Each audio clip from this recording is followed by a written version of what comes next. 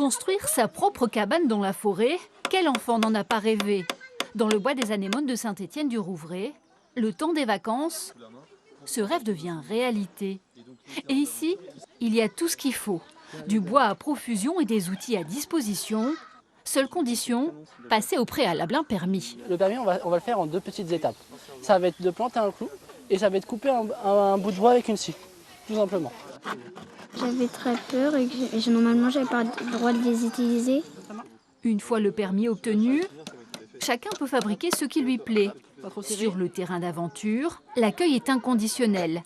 Famille, centre de loisirs ou encore enfants seuls, tout le monde peut venir passer ici le temps qui lui plaît. Les animateurs sont là uniquement pour veiller au respect des règles du lieu.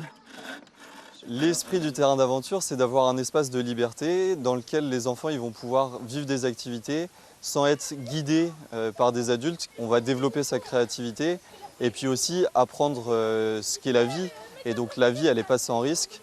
Sur un terrain d'aventure, on va pouvoir bricoler, cuisiner au coin du feu, monter dans les arbres et puis s'inventer un peu son petit univers. Voilà 3 jours que Marcus et son père ont commencé leur forteresse. Et celle-ci commence à prendre forme.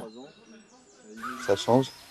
On lâche un peu les écrans pendant ce temps-là, donc c'est plutôt bien.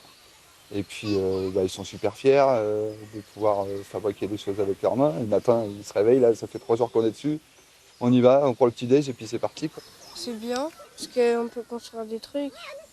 Et il y a plein de palettes de bois, on peut construire plein de trucs. Nés dans les années 40, les terrains d'aventure sont très développés en Allemagne.